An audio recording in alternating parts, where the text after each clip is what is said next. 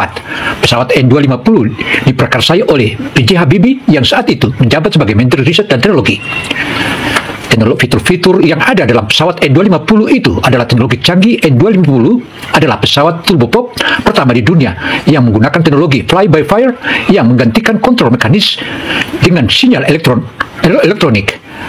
Adapun nama Gatot Kaca, pemberian nama Gatot Kaca adalah Presiden Soeharto mengantisipasi filosofi pesawat sebagai simbol kekuatan dan keberanian penerbangan perdana. Pesawat N250 merupakan penerbangan perdana pada tanggal 10 Agustus 1995 di Bandung yang kini diperingati sebagai Hari Kebangkitan Teknologi Nasional. Krisis moneterlah yang membuat proyek N250 dihentikan pada tahun 1998 akibat krisis ekonomi yang melanda Indonesia yang memaksa IPTN untuk menghentikan produksi pesawat, dan itu akhirnya menjadi koleksi di museum. Karena itu, saudara, saatnya Indonesia bergerak.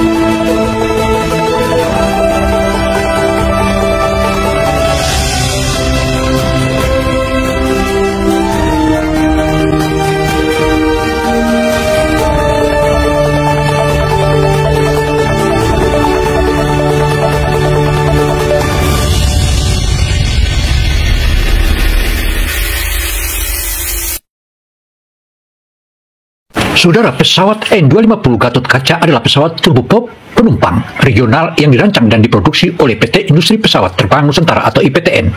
Sekarang, PT Dirgantara Indonesia atau PTDI. Pada tahun 1990-an, pesawat ini menjadi kebanggaan bangsa Indonesia karena merupakan pesawat penumpang pertama buatan Indonesia yang menggunakan teknologi canggih, termasuk sistem fly-by-wire, meskipun proyeknya sempat terhenti akibat krisis ekonomi pada tahun 1998. N250 tetap menjadi simbol kemajuan teknologi penerbangan Indonesia. Sebagaimana sejarah dan fakta, hal ini menjadi menarik karena ini merupakan inisiatif Profesor B.J. Habibie atau Wakil Presiden dan Presiden Republik Indonesia yang keempat. Pesawat N250 diprakarsai oleh B.J. Habibie yang saat itu menjabat sebagai Menteri Riset dan Teknologi. Fitur-fitur yang ada dalam pesawat N250 itu adalah teknologi canggih. N250 adalah pesawat turboprop pertama di dunia yang menggunakan teknologi fly-by-wire yang menggantikan kontrol mekanis dengan sinyal elektronik. Adapun nama Gatot Kaca, pemberian nama Gatot Kaca adalah Presiden Soeharto mengantisipasi filosofi pesawat sebagai simbol kekuatan dan keberanian penerbangan perdana. Pesawat N250 merupakan penerbangan perdana pada tanggal 10 Agustus 1995 di Bandung yang kini diperingati sebagai Hari Kebangkitan Teknologi Nasional. Krisis moneterlah yang membuat proyek N250 dihentikan pada tahun 1998 akibat krisis ekonomi yang melanda Indonesia yang memaksa IPTN untuk menghentikan produksi pesawat, dan itu akhirnya menjadi koleksi di museum. Proyek N250 Gatot Kaca sendiri telah mengalami perjalanan panjang, dimulai dari era 1990-an, namun mengalami beberapa tantangan dan penundaan akibat berbagai kondisi ekonomi dan politik. Namun kini, PTDI berhasil menghidupkan kembali proyek ini dengan pengembangan teknologi yang lebih maju dan dukungan pemerintah serta mitra strategis. Pada tahun 2025, N250 Gatot Kaca siap memasuki tahap produksi massal dan akan menjadi kebanggaan Indonesia dalam kancah penerbangan dunia. Pesawat ini tidak hanya menjadi simbol kemandirian teknologi, tetapi juga memperkuat posisi Indonesia sebagai negara yang mampu memproduksi pesawat komersial sendiri. Selain dari sisi teknis, N250 Gatotkaca juga membawa dampak positif bagi perekonomian nasional, mulai dari penciptaan lapangan kerja, peningkatan kemampuan sumber daya manusia di bidang aerospace, hingga mendorong pengembangan industri pendukung seperti manufaktur komponen dan perawatan pesawat. Di sisi pasar, N250 Gatotkaca dirancang untuk memenuhi kebutuhan maskapai penerbangan regional yang mengutamakan efisiensi biaya dan fleksibilitas dalam operasional. Dengan harga yang kompetitif dan performa yang handal, pesawat ini memiliki peluang besar untuk menjadi pilihan utama di pasar domestik maupun internasional. Fitur kenyamanan di dalam kabin juga menjadi perhatian khusus, di mana penumpang dapat menikmati ruang yang lega dengan kursi yang ergonomis, pencahayaan yang nyaman, serta sistem pendingin udara yang optimal. Selain itu, teknologi peredaman suara turut memberikan pengalaman penerbangan yang lebih tenang dan menyenangkan. PT Dirgantara Indonesia juga menempatkan aspek ramah lingkungan sebagai prioritas dengan mengadopsi teknologi mesin yang hemat bahan bakar dan emisi gas buang yang rendah. Hal ini sejalan dengan upaya global untuk mengurangi dampak lingkungan dari aktivitas penerbangan. Secara keseluruhan, kehadiran N250 Gatotkaca pada tahun 2025 merupakan tonggak sejarah yang sangat penting bagi industri penerbangan Indonesia.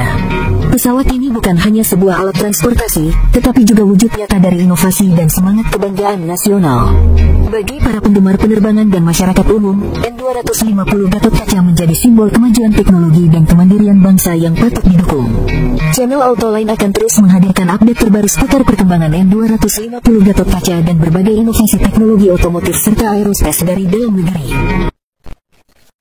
Saudara, meskipun tidak diproduksi secara massal, N250 Gatotkaca tetap menjadi bukti nyata kemampuan Indonesia dalam bidang teknologi penerbangan dan menjadi inspirasi bagi pengembangan industri dirgantara nasional.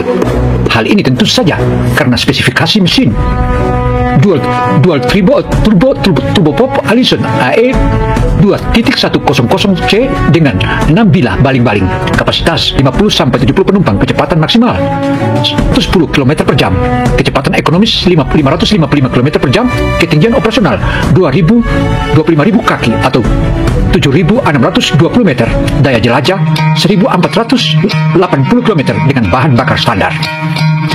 CN235 Nurtanio 2025 hadir sebagai bukti nyata kemajuan industri dirgantara Indonesia, hasil kolaborasi strategis antara PT Dirgantara Indonesia dan Casa dari Spanyol.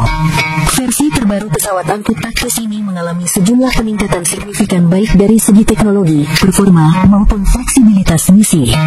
CN235 memang bukan nama baru di dunia penerbangan militer dan sipil, namun versi 2025 membuktikan bahwa pesawat ini tetap relevan bahkan semakin kuat posisinya di pasar global.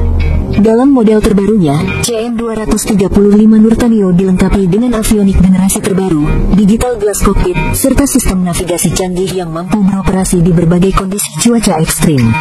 Hal ini menjadikannya sangat ideal untuk misi-misi militer seperti patroli maritim, pengawasan udara, transportasi logistik ke daerah terpencil, hingga operasi kemanusiaan saat bencana.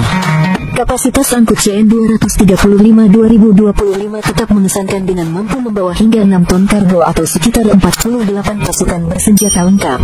Selain itu, versi ini memiliki jangkauan terbang hingga 4.000 km dengan kecepatan jelajah sekitar 450 km per jam.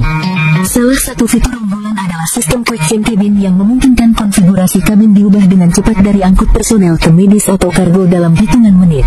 Mesin turboprop terbaru yang digunakan juga memberikan efisiensi bahan bakar lebih baik, sekaligus mengurangi tingkat kebisingan dan emisi, sehingga lebih ramah lingkungan dan hemat biaya operasional. Desain aerodinamis sayap tinggi CN235 memberikan keunggulan saat lepas landas dan mendarat di landasan pendek maupun tidak beraspal, menjadikannya sangat cocok untuk operasi di wilayah terpencil seperti pedalaman Kalimantan, Papua, dan wilayah perbatasan. Dengan kemampuan take-off hanya membutuhkan landasan sekitar 800 meter, pesawat ini benar-benar serbaguna. Tidak hanya digunakan oleh TNI AU, CN235 2025 juga menarik minat dari beberapa negara di Asia Tenggara dan Afrika yang membutuhkan platform angkut multifungsi dengan harga terjangkau dan pemeliharaan yang mudah.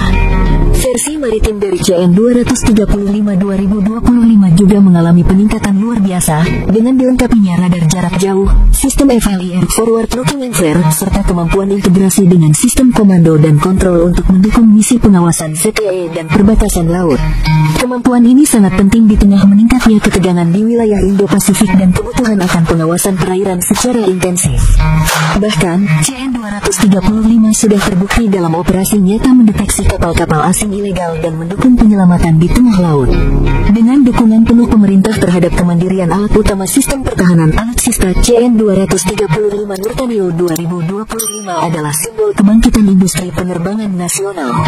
Tidak hanya memenuhi kebutuhan dalam negeri, pesawat ini juga menjadi andalan ekspor dan diplomasi pertahanan Indonesia. Potensinya sebagai produk unggulan semakin diperkuat dengan rencana pengembangan varian CN-235 Nexen yang akan membawa teknologi artificial intelligence dan sistem otonom dalam waktu dekat. Autoline melihat bahwa CN-235 bukan sekadar pesawat, tapi ikon kebanggaan bangsa Indonesia di langit dunia. Demikianlah paparan opini Gina Television Indonesia. Semoga sajian kita kali ini terutama menyajikan tentang pesawat terbang buatan anak bangsa N250 dan N235 tentu saja menjadi harapan. Saya Kino Samsudin Mesap, semoga informasi ini memberikan manfaat bagi kita semua.